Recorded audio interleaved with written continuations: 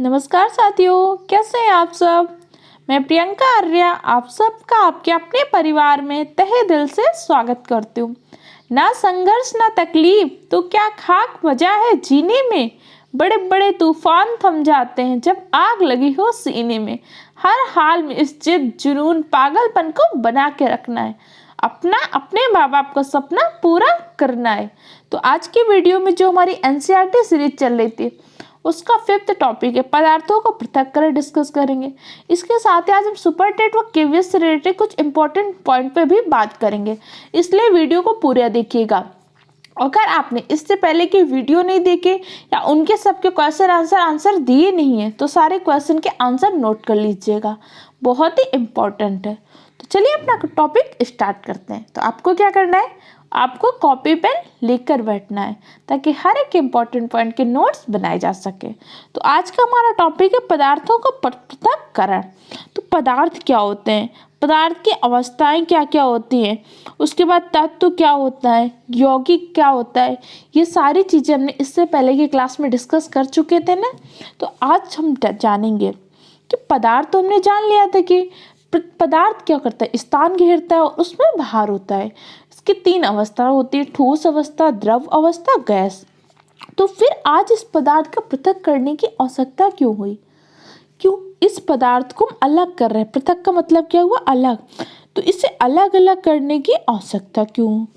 हमने जाना था कि प्रत्येक पदार्थ का एक अलग गुण होता है, जैसे अलग अलग भिन्न भिन्न गुण होते हैं। बहुत सारी चीज़ों को हमें अलग अलग चीज़ें निकालनी होती हैं। जैसे आप अपनी डेली की लाइफ में देखिए, जैसे मैंने पहले भी आपसे कहा है कि साइंस बहुत टफ नहीं होती, बस हमने आसपास की चीज़ों को देखना है और थोड़ा सा माइंड का यूज करना है। Science is a very simple. अब जैसे आप सब चाय तो पीते होंगे, अब अपने चाय को जब पीते हैं तो आपने हमेशा देखा चाय को हम क्या करते हैं, छन्नी से छानते हैं। तो आपके मन में कभी क्वेश्चन आया कि इसे हम छानते क्यों हैं, चाय को अलग क्यों कर रहे हैं। तो हम क्या कर रहे हैं, उसको पृथक कर रहे हैं। क्या कर रहे हैं, पृथक कर रहे हैं। पृथक करने का मतलब अलग कर रहे हैं। किसको अलग कर रहे हैं, चाय पत्ती, आपका अदरक, तुलसी या जो चीज़ें आपने डाली हुई हैं उसका आपने को जो आवश्यकता थी, जिस गुणधर्म की उसकी आपको आवश्यकता थी, आपने उसको ले लिया। उसके बाद जो अपशिष्ट है उसको आप क्या कर रहे हैं, निकाल रहे हैं, पृथक कर रहे हैं। तो इसी कारण हम क्या करते हैं, पृथक्करण की प्रक्रिया करते हैं। पॉइंट समझ में आया कि जो आवश्यक होता है, वांछनीय चीजें होती उनको तो हम ग्रहण कर लेते हैं, अवांछनीय चीजों को निकालने की जो प्रोसेस होती है उसी को हम क्या बोलते हैं, पृथक्करण। अब अवांछनीय क्या होता है, जिसकी हमें आवश्यकता नहीं है, जिसकी हमें जरूरत नहीं है, उन पदार्थों को निकालने की प्रक्रिया क्या होती है, पृथक्करण कहलाती है। पॉइंट समझ में आ गया। अब ये तो आपको समझ में आ गया पृथक्करण क्या होते हैं। फिर आप बोलेंगे कि मैम पृथक्करण की प्रोसेस एक क्या होती है कि हम छन्नी से छान कर निकाल दें। बहुत सारी चीज़ें तो हम छन्नी से छान के नहीं निकाल सकते। जैसे दूध से मक्खन निकाल, दही बनाते हैं, दही से मक्खन, दही को मक्खन निकालने के लिए बोलेंगे क्या मैम उसको हम छानेंगे, बिल्कुल नहीं। हर पदार्थ की गुणधर्म के आधार पर पृथक्करण की जो प्रक्रिया होती है वो भी अलग अलग होती है। जैसे कुछ आपके पृथक्करण के लिए आसवन का प्रयोग करते हैं, कई हस्तचयन का प्रयोग करते हैं, कई निसावन का करते हैं, कई संघनन का प्रयोग करेंगे। ये सब अलग अलग, कहीं पे हम ऊर्ध्वपातन की क्रिया का भी प्रयोग करते हैं। तो प्रत्येक पदार्थ के गुणधर्म के आधार पर पृथक्करण की विधियां भी अलग अलग होती हैं। 2 पॉइंट आपको समझ में आए। पृथक्करण क्या होता है, पृथक्करण की आवश्यकता क्यों पड़ती है, इनकी अलग अलग विधियां होती हैं। जैसे कह रहा है कि हमें चावलों से क्या करना करता है, पत्थर। जैसे हमारे यहाँ पे कई बार क्या होता है, सामान्यतः ग्रोसरी आती है, जैसे दाल लाई, चावल आया, तो मम्मा लोग क्या करती है, उससे जो उनके कंकड़ वगैरह होते हैं उनको अलग बीनती हैं। तो ये भी क्या हो गया, पृथक्करण की एक प्रक्रिया। कभी आपने सोचा है, ध्यान दिया है, जब मम्मा दाल बीन रही होती हैं या इस टाइम पे जैसे मेथी की सब्जी आती है तो मेथी से बहुत सारे अपशिष्ट चीज़ें निकालती हैं, या जो भी आता है तो अपशिष्ट को जो निकालती हैं, तो क्या है, पृथक्करण की प्रक्रिया। तो आपके घर में जब भी ऐसा कोई काम होगा आपके मन में तुरंत कॉन्सेप्ट आएगा कि कौन सा काम हो रहा है, पृथक्करण की प्रोसेस हो रहा है। क्लियर हो गया, इतना पॉइंट समझ में आया। अभी सारी चीज़ें आप देखिएगा आपकी डेली लाइफ में होती है, बस आप क्या होता है, ध्यान नहीं देते। चलिए आगे बढ़ते हैं। अब जैसे कह रहा है मक्खन से दूध को प्राप्त करने के लिए हम दूध को क्या करते हैं, मथते हैं। अब यहाँ पे एक पॉइंट और समझ लीजिए, जैसे दूध से क्रीम निकालते हैं, तो दूध से जो क्रीम निकालते हैं ये मशीन जो काम करती है किसके सिद्धांत पर काम करती है। कई बार ये क्वेश्चन आपके एग्जाम में सुपर टेट में और केवीएस में पूछा गया है। दूध से क्रीम निकालने वाली मशीन किसके सिद्धांत पर काम करती है, तो दूध से क्रीम निकालने वाली मशीन जो होती है अपकेंद्रीय सिद्धांत पर काम करती है। किस पे, अपकेंद्रीय। अब अपकेंद्रीय सिद्धांत पर काम करती है तो इसमें कौन सा बल लगता है, अपकेंद्रीय बल कार्य करता है। अपकेंद्रीय बल को हम क्या बोलते हैं, छदम बल या तो आभासी बल बोलते हैं। क्या बोलते हैं, या तो छदम बल बोलते हैं या आभासी बल। तो इस पॉइंट को बढ़िया से नोट डाल के लिखिए। दूध से क्रीम निकालने की मशीन किसके सिद्धांत पर काम करती है, अपकेंद्रीय सिद्धांत पर काम करती है। अपकेंद्रीय सिद्धांत पे जब काम करती है इसमें कौन सा बल लगता है, अपकेंद्रीय बल। अपकेंद्रीय बल को हम क्या बोलते हैं, आभासी बल बोलते हैं या तो छदम बल।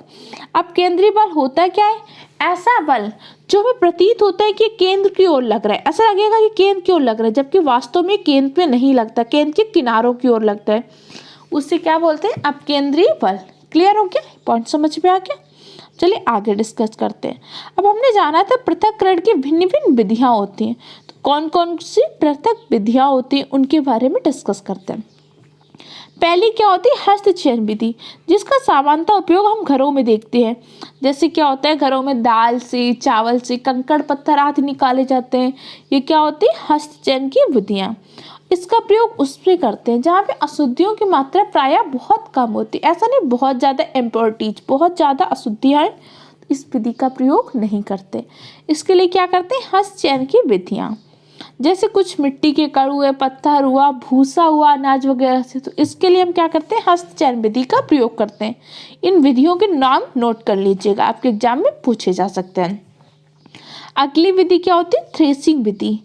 थ्रेसिंग विधि में क्या होती है, जैसे अनाज होते हैं, जैसे गेहूं होता है, गेहूं के पेड़ को जब कतराई करते हैं, उसको कट करते हैं, उसके पश्चात कुछ उसके कण भूसा वगैरह उसमें रह जाता है, उसको अलग करने की जो प्रोसेस होती है उसे क्या बोलते हैं, थ्रेसिंग प्रोसेस बोलते हैं। क्या बोलते हैं, थ्रेसिंग प्रोसेस।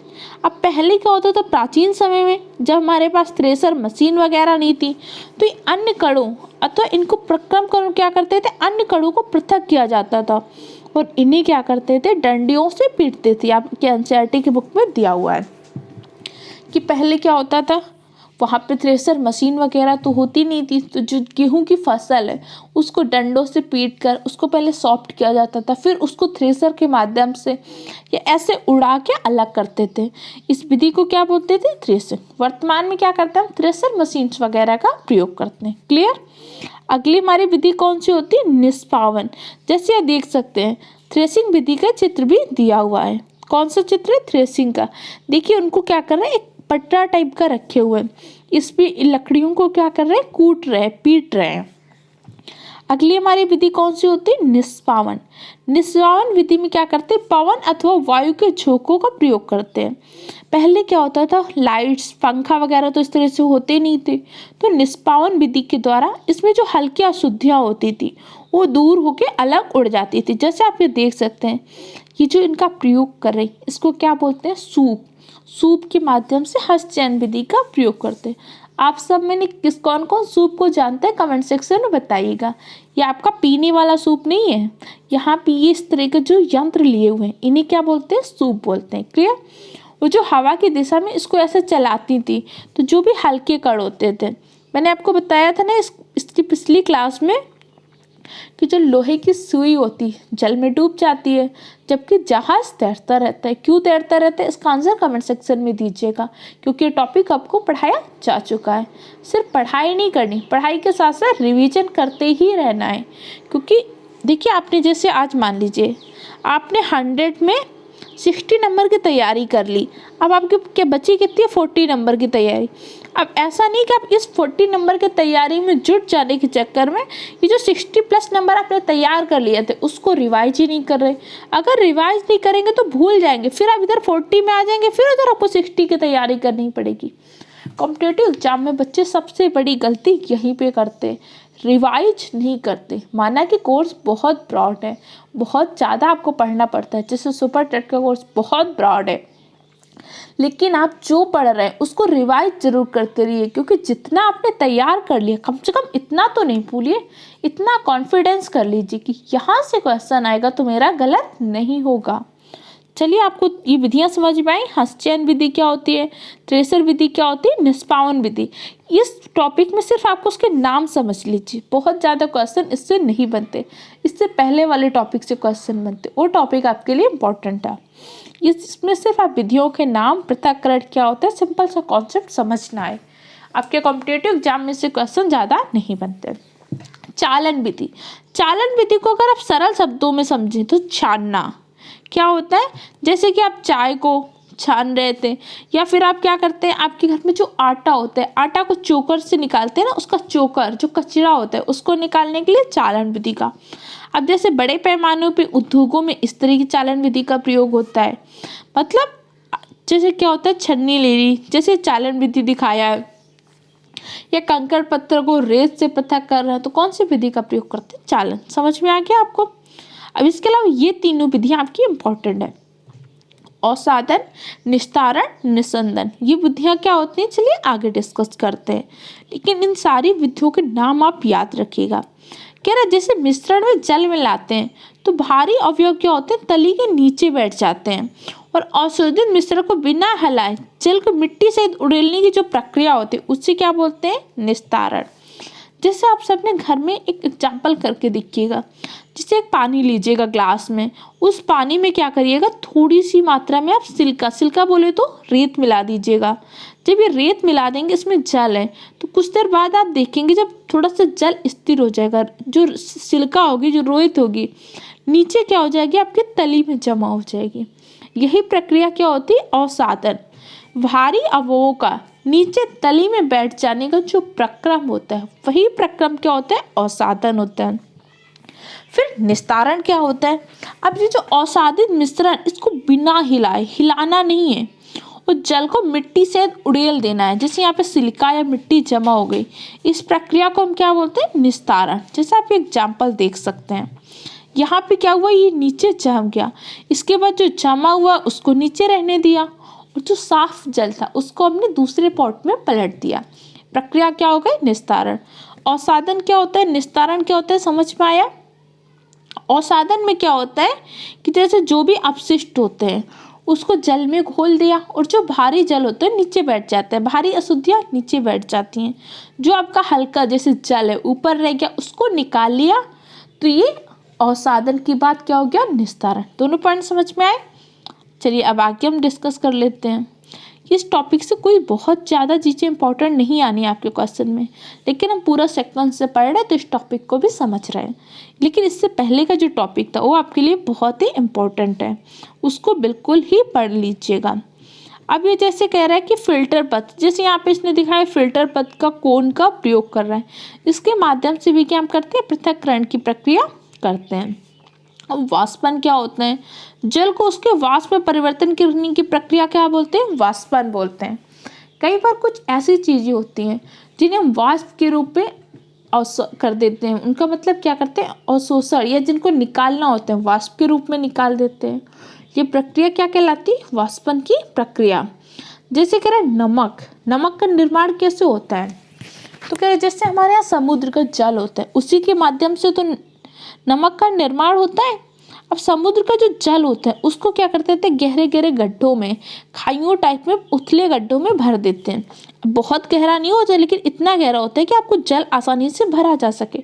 अब इसमें जैसे जल आपने इस पॉट में भर दिया, आपको पता है समुद्र का जल कैसा होता है, खारा होता है, उसमें लवण की मात्रा पाई जाती है। आपको इस NaCl को, इस नमक को प्राप्त करना है, तो कैसे प्राप्त करते हैं, इसके लिए जहाँ पे नमक का निर्माण होता है वहाँ पे क्या करते थे, इसको गड्ढों में भराने, और कुछ दिन बाद क्या होता है, इससे जल का वाष्पीकृत हो जाता है, जल वाष्प बन के उड़ जाती है, और जो अपशिष्ट बचता है वो लवण प्राप्त होता है, वो हमारा क्या होता है, नमक। फिर इसमें अलग अलग प्रोसेस से इसमें आयोडीन वगैरह मिला के पैकेट के रूप में हमारे घरों में आता है। अच्छा भाई, 2 पॉइंट आप समझ लीजिए यहीं पे।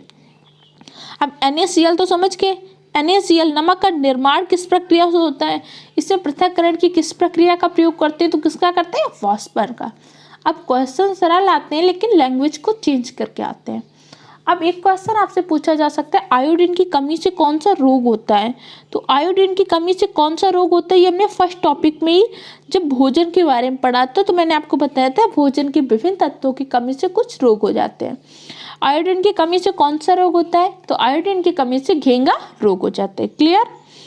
आयोडीन किस ग्रंथि को प्रभावित करता है? तो आयोडीन से होने वाला घेंगा रोग थायराइड ग्रंथि को प्रभावित करता है।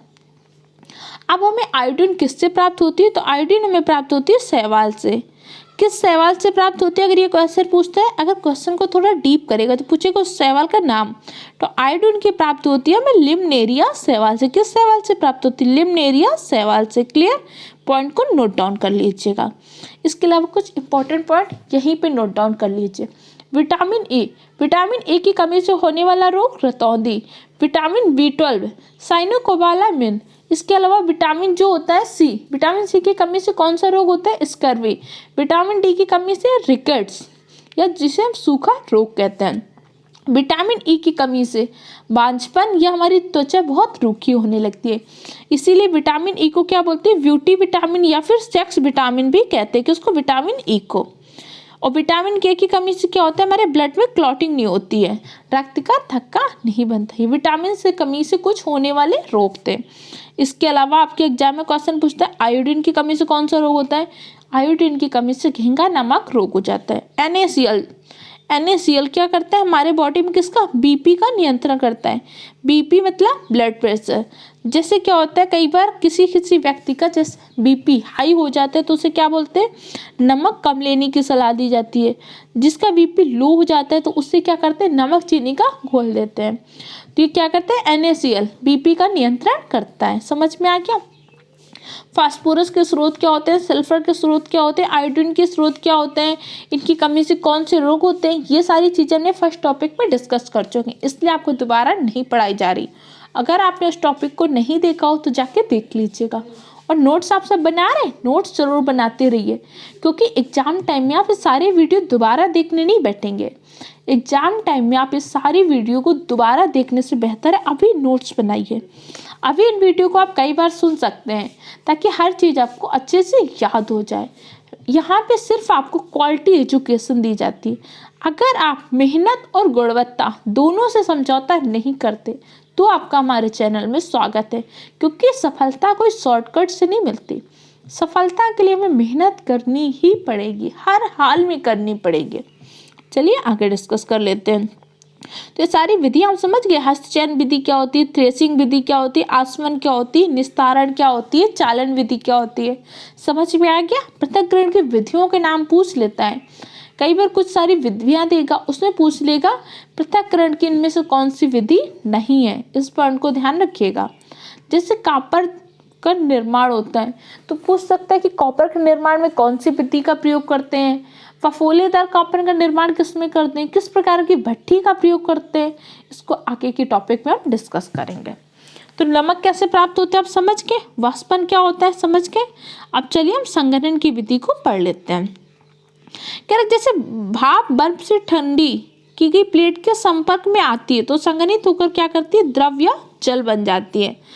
तो क्या होता है? द्रव अवस्था में परिवर्तित होने की प्रक्रिया, जो गैस अवस्था, सिंपल से समझिए, गैस से द्रव में बनने की जो प्रक्रिया होती है वही आपकी क्या होती है? संघनन। क्या होती है? गैस से द्रव में बदलने की प्रक्रिया संघनन। जैसे आपने अपने घरों में जैसे किचन में चाय वगैरह बना रहे हैं तो उसका जो बाउल है, जो आपका भगोना है, उसको आप ढक्कन से ढक दीजिए और कुछ मिनट बाद आप ढक्कन को उठाइए और ढक्कन की जो भाप होती है, वेपर, कुछ देर बाद क्या होगा? जल की बूंदों में तब्दील हो जाती है। यही प्रक्रिया क्या होती है? संघनन। समझ में आ गई? नमक का निर्माण किस विधि से होता है? तो नमक का निर्माण जो होता है वाष्पन की विधि से होता है। समुद्र के जल को क्या करते हैं? जो गड्ढे होते हैं उनमें भर देते हैं, उसके पश्चात उससे वाष्प जो होती है उड़ जाती है और शेष लवण बचता है और नमक होता है। और आपकी संघनन विधि क्या होती है? द्रव जो गैस होता है, गैस से द्रव बनने की जो प्रोसेस होती है वही आपकी संघनन होती है। अब जैसे विलयन पूछ लेता है, संतृप्त विलयन क्या होता है? असंतृप्त विलयन क्या होता है? संतृप्त विलयन जिसमें क्या होता है? जैसे आपने नमक का घोल बनाए। अगर नमक जो आप घोल रहे हैं विलेय उसकी मात्रा ज़्यादा है तो संतृप्त। असंतृप्त में क्या होती है, विलेय की मात्रा कम होती है। विलेय क्या होता है, विलायक क्या होता है, ये सारी चीज़ें पिछली क्लास में हमने डिस्कस की थी ना। विलेय जो घुल जाता है, विलायक जिसमें जल को घोला जाता है, अविलेय जो घुलता नहीं है। जैसे जल में नमक या चीनी घोलेंगे विलेय हो जाएगी, जल में कंकड़ पत्थर घोलेंगे अविलेय होगा, जल में सिल्का घोलेंगे अविलेय होगा, जल में तेल घोलेंगे अविलेय होगा। समझ में आ गया। अब चलिए इस टॉपिक का शॉर्ट में रिवीजन कर लेते हैं। मंथन क्या होता है, जैसे दूध से क्रीम निकालते हैं तो उसको क्या करते हैं, मथते हैं। मथने के पश्चात दूध दही से मक्खन निकालते हैं, दूध से क्रीम निकालते हैं। दूध से क्रीम निकालने की मशीन किसके सिद्धांत पर काम करती है, अपकेंद्रीय बल के सिद्धांत पर। क्लियर। संघनन क्या होता है, अभी जस्ट मैंने आपको बताया। संघनन क्या होता है, वाष्प से द्रव बनने की जो प्रक्रिया होती है वही क्या होती है, संघनन। वाष्प मतलब गैसीय अवस्था से द्रवीय अवस्था में परावर्तित होने की प्रक्रिया संघनन कहलाती है। निस्तारण क्या होता है, निस्तारण जैसे आसवन की विधि किया, आसवन की विधि के पश्चात जो अशुद्धियां नीचे तल में बैठ जाती, उसके पश्चात जो भी आपका शेष पदार्थ होता है, जो जल होता है, उसको निकालने की प्रक्रिया आपकी निस्तारण। वाष्पन क्या होती है, वाष्प का हवा में उड़ जाना, जैसे तरल है, तरल से वाष्प गैसीय अवस्था में निकल जाती है, प्रक्रिया वाष्पन। जैसे नमक का निर्माण हम किस विधि से करते हैं, वाष्पन की विधि से करते हैं। हस्तचयन, हस्तचयन विधि जैसे जिसमें बहुत कम अशुद्धियां होती हैं, उसका कैसे करते हैं अशुद्धियों को पृथक्करण, हस्तचयन। जैसे कि दाल से कंकड़ पत्थर निकालना, चावल से कंकड़ पत्थर निकालना, ये सब क्या होता है, हस्तचयन। संतृप्त जिनमें विलेय की मात्रा अधिक होती है, जैसे नमक में नमक अधिक घोला गया तो क्या होता है, संतृप्त विलयन। अवसादन क्या होता है, भारी अशुद्धियों को तली में बैठ जाना अवसादन होता है। चालन क्या होता है, जैसे हम छन्नी से चोकर निकालते हैं। विलयन क्या होता है, जिसमें कोई भी चीज़ घोल के विलयन बनता है। थ्रेसिंग क्या होता है, डंडियों को कूट के उनसे अशुद्धियों को निकालना। निष्पावन क्या होता है, जिसमें हम पवन के प्रयोग करके जैसे सूप के माध्यम से हल्के बारीक कणों को अलग करना।